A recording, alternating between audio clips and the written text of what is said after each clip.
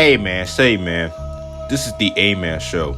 The Dallas Cowboys in the 2016 season had so much uncertainty as they had a mediocre season going 4-12 the year prior. Dak Prescott, who's a 4th round pick who's an unknown but quickly flourished as arguably a top 3 quarterback, along with Zeke Elliott, who's also had one of the greatest seasons for a rookie in NFL history that later cultivated them winning 13 games, but lost to Aaron Rodgers and the Packers. For 3 years, they were stagnant, being too good to be a bottom feeder, but not good enough to make a run at the Super Bowl. And yet people set these expectations on them and they underperformed mightily. If you're subscribed to the channel, please like the video, and for those who are not, please subscribe. And anyway, stay tuned for the video. I paid my dues, now I'm a made man. I caught my fade, now I'm a made man. You never see me again. I got the juice, now I'm a made man.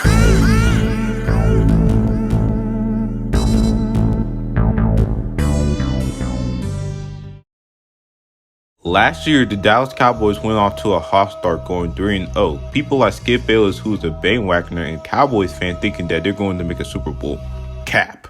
The Cowboys finished 8-8 and finished second in the NFC East Division, and despite them not making the playoffs, the Cowboys had a great roster, especially on defense, as defensively they got better every year as they drafted Leighton Vander Esch, who's one of the better middle linebackers in the league, along with guys like Robert Quinn, who just signed a max deal this offseason with the Chicago Bears, while having a 11-sack season. DeMarcus Lawrence, who the Cowboys signed to a max deal after a stellar season in 2017 where he made 11.5 sacks. We all know Cowboys fans, one of the most obnoxious fans on the planet. They personally claim we're going to win a Super Bowl or Dak Prescott's going to take us to the promised land. Like I mentioned before, they will go 13-3 the 2016 regular season, being the best team in the NFC East. In the divisional round, they'll face the Green Bay Packers, where they're getting pummeled throughout the third quarter, and once the Cowboys tried to mount a comeback, they failed to do so as Aaron Rodgers was clutched as always, that led to their kicker nailing a field goal. This team's problem is obvious. They always come unprepared every time in the postseason, and it's been like that since the 2000s. They never made an NFC Championship appearance since 1995. The fact people compared this current team in previous season to the 90s team, where they're a dynasty winning 3 Super Bowls, is really ludicrous. All of the teams between the 2000s to the 2010s are nothing compared to them. Each season when they make the playoffs, they'll win 10 or more games. They'll have expectations set for them. Not only they'll not live up to expectations, they'll absolutely shit them as they never got over the hump, as they'll go on a slow start or even choke leads. Tony Romo only had played 4 playoff games and only had 2 playoff wins, which just shows that he's overrated himself, as he is the embodiment of inconsistency and not showing up where it matters the most. It doesn't matter how many games won in the regular season. That's the only determinant of what they can do in the postseason. You can't just be satisfied with making the playoffs. You want to win a Super Bowl, and I feel like the Dallas Cowboys don't know what it takes to make something happen in the big stage. Let's go back to the 2014 season, where the Cowboys were at their peak as they go 12-4 in the regular season. DeMarco Murray is having his MVP season. Tony Romo is having one of his best seasons for his career, along with Jason Witten, who's benefiting a lot from Romo. The Cowboys beat the Detroit Lions by 3 points, barely edging them out. They advanced to the divisional round, where they lost to the Packers by what was a bad call, as the refs called it a no catch. If you watch the tape, it's obvious that Brian caught it. That is one of the worst calls ever made in the divisional game, and if the refs just called it a catch, then the Cowboys will have a chance to make it to the NFC title game since 1995, but the Packers went on to win by a terrible call. That Cowboy team was loaded with offensive talent, with the best offensive line in the league, and it's only the team that is not overrated and could have made a Super Bowl appearance, but that's only a what-if scenario. It is honestly funny how overhyped the Cowboys are, while never made an NFC title game for over 20 years, losing divisional round or even wildcard game every time they made the postseason the last 2 decades. They did the same thing when Dak and Zeke emerged in 2016, and yet again they don't even live up to expectations. Dak Prescott has slowly been one of the most overrated players in the league, as his number in play on the field has regressed from throwing for over 3,000 yards with 36 touchdowns on only 4 interceptions with a rating of 104.9 to 22 touchdowns with 13 interceptions with a rating of 86.6. And even though he feels like he deserved more money, either way, he does not deserve a supermax or even a max deal. He is an average or above average quarterback, but not a top 10 quarterback by any means.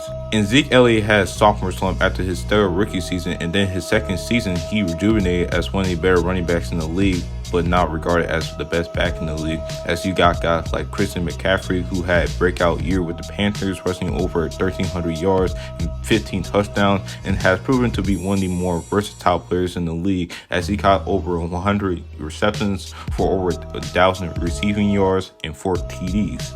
Also, you get Derrick Henry, who's leading the league in rushing yards with 16 touchdowns. And you get Saquon Barkley, who's only 23 years old. And based on what I've seen so far last season, he's not that far off with Zeke.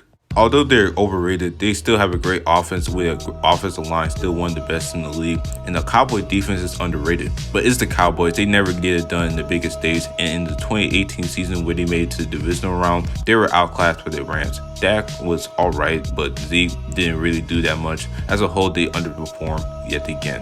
One thing I didn't mention was their inconsistency. Each season when they make to the playoffs, next season they'll go 8-8, and one season make the playoffs, the following year they don't, and so on and so forth. And Jerry Jones is a part of the reason they came to their demise, but not all of it.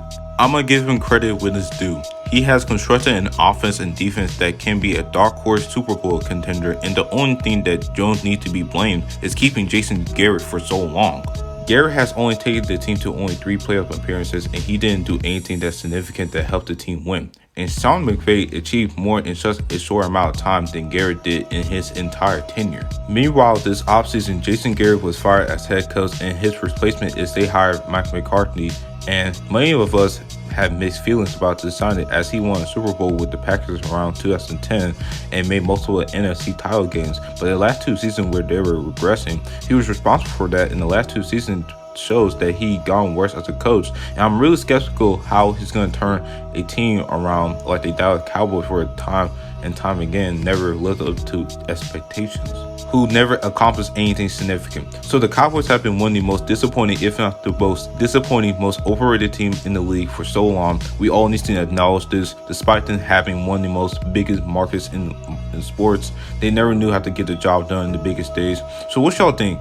Who is the most overrated team in the NFL? Leave your comments in the comment section below. If you like the video, check out my channel for more content in the future. I talk NBA and NFL. Click on the notification bell whether I post a new video. And that always, guys, this is the A-Man Show. Signing out.